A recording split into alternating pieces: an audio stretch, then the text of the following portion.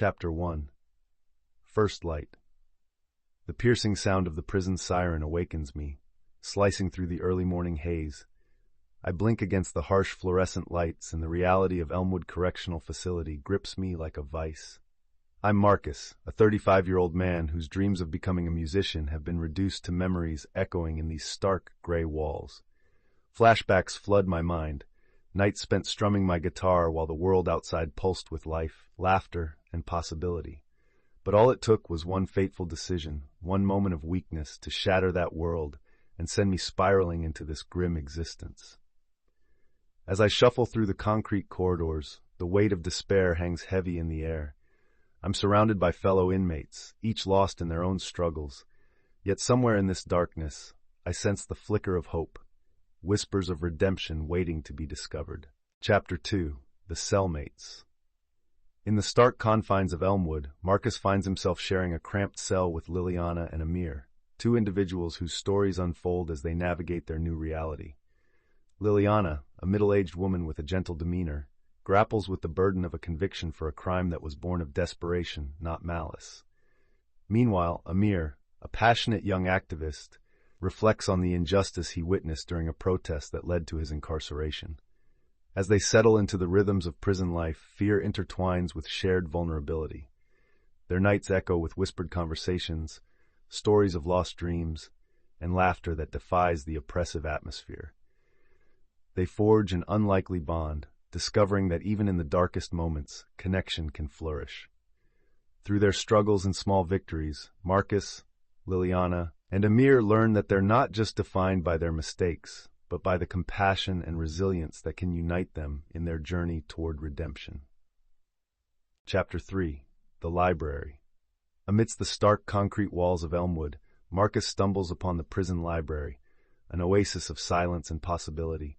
He describes it as a hidden treasure trove, where stories pulse with life, offering a temporary escape from the weight of incarceration. It's here that he meets Rafi, a soft-spoken inmate with a profound talent for poetry. Rafi shares verses filled with haunting imagery, exploring themes of loss and redemption that resonate deeply with his peers. Through their shared readings, the men bond over the universal struggles expressed in the pages, igniting a spark of hope within each of them.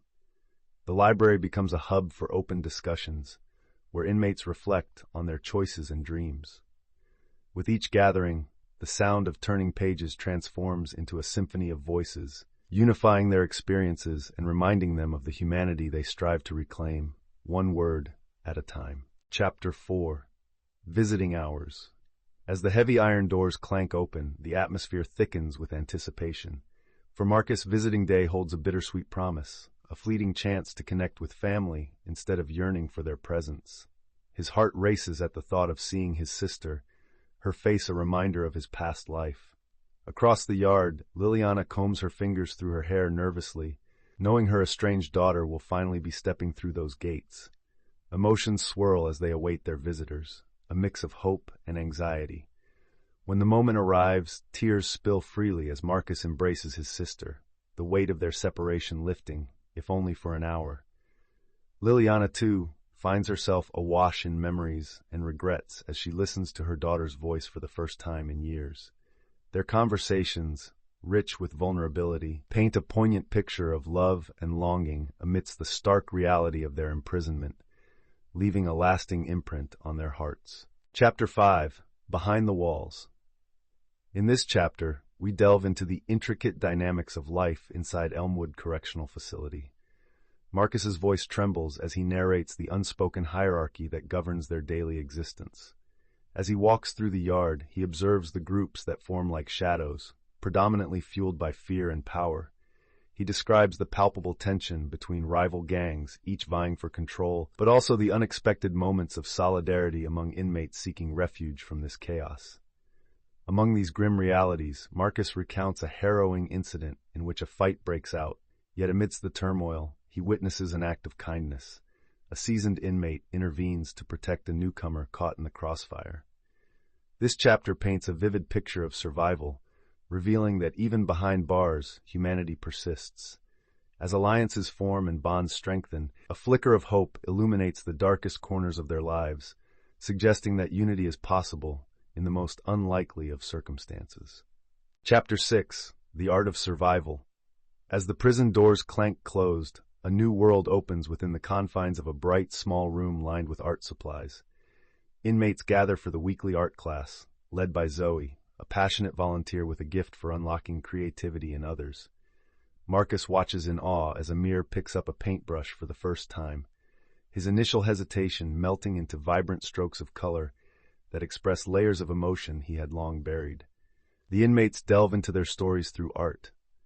Rafi transforms his pain into haunting imagery, while Liliana explores her memories of a lost childhood through delicate sketches. The collaborative atmosphere fosters healing, bridging gaps between struggles and aspirations. With each brushstroke and carefully crafted piece, they unravel their past traumas, creating a tapestry of resilience. The art created here isn't just fluid and colorful. It symbolizes survival, connection, and the transformative power of expression amidst despair. Chapter 7. Winds of Change. Amid the daily rhythms and routines of Elmwood Correctional Facility, news of a groundbreaking rehabilitation program spreads like wildfire. The inmates, once shackled by despair, begin to feel a flicker of hope ignite within them. Marcus finds himself drawn to the idea of mentoring younger inmates, envisioning a workshop that blends his passion for music and self-expression. In the dimly lit rec room, he gathers a group of eager faces, teenagers caught in the same cycle he once faced. Together they strum guitars and pen lyrics, transforming their pain into poignant melodies. Amir joins in, encouraging his peers to explore their artistic voices through painting too.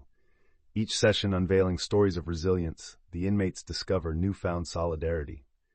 This chapter captures the essence of change and personal growth, a testament to the possibility of reclaiming identities, proving that even within the confines of prison, the winds of change can lead to brighter tomorrows. Chapter 8. Reflections. In this chapter, the inmates gather for a heartfelt session of sharing their stories, no longer just faceless numbers, but individuals bearing the weight of their choices. Marcus begins the circle, his voice quivering as he recounts the dreams he sacrificed for a moment's recklessness. Liliana shares her longing for her daughter, the ache of years lost echoing in her words, while Amir speaks passionately of the cause that landed him here, balancing regret with a desire for justice. Laughter mingles with tears, a testament to their resilience. Rafi stands up, sharing a poignant poem that captures the essence of longing and the quest for redemption. As each voice intertwines, the atmosphere shifts. They realize they're bound not just by confinement but by a shared journey of healing. This moment crystallizes the understanding that despite their pasts, they are well equipped to envision a future infused with hope and potential. Chapter 9. The Bond of Brotherhood. As the days unfold within the confines of Elmwood, a unique camaraderie blossoms among the inmates. The walls, once a source of isolation, now cultivate unexpected friendships. In this chapter, we hear the voices of Marcus, Liliana, and Amir as they recount the stories that deepen their bonds. They share laughter amidst shared struggles, and moments of silence turn into profound connections. During group activities, we hear snippets of their conversations, tales of lost dreams interwoven with aspirations for the future. Brotherhood transcends the barriers of crime and punishment, offering solace and support. When Amir faces a moment of despair, his cellmates rally around him, reminding him he's not alone in this fight. Together they find strength in vulnerability, pledging to uphold each other as they navigate the harsh realities of prison life. These connections affirm the possibility of hope, illustrating how even in darkness, the light of friendship can thrive. Chapter 10. The Search for Forgiveness.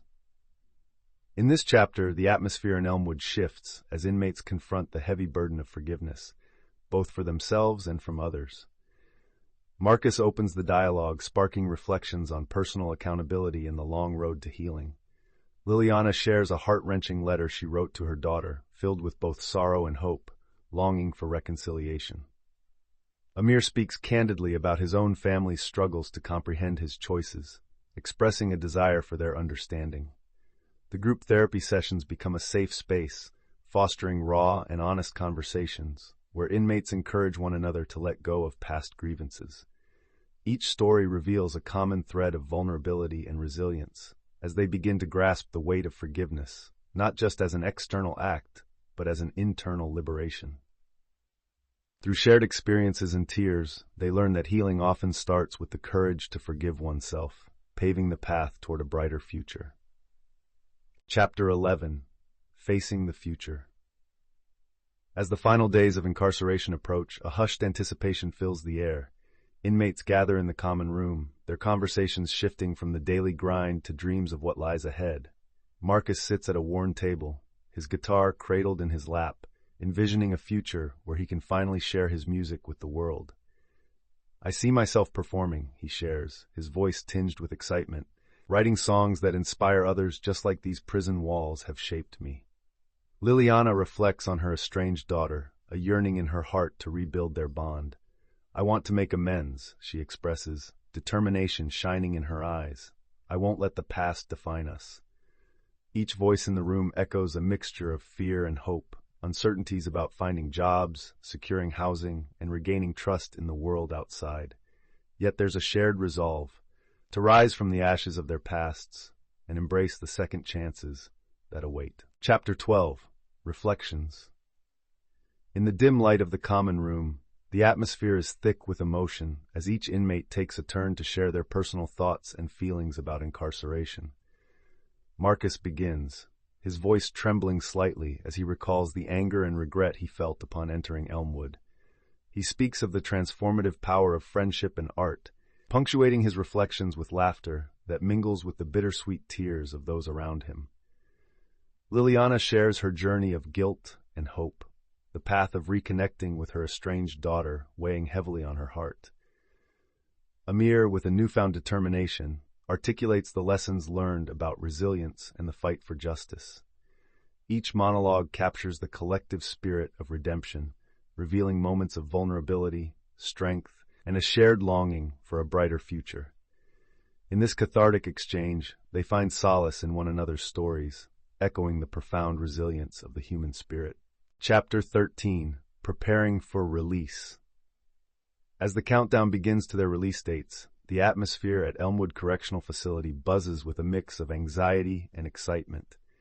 Marcus gathers his fellow inmates for a poignant discussion about life beyond the prison walls. They share practical strategies for reintegration, focusing on job searches, reconnecting with family, and coping with the challenges that await them. In hushed voices, Liliana opens up about her dreams of repairing her relationship with her daughter, while Amir expresses his ambition to continue advocating for social justice outside. The camaraderie among them grows stronger as they exchange contacts and promises to support one another. They share final moments of laughter and deep reflection, understanding that while their pasts are forever part of them, their futures hold the potential for healing and growth. The chapter closes with Marcus's hopeful declaration, affirming that even though they are leaving behind the prison's walls, they carry the strength of their shared experiences into the world.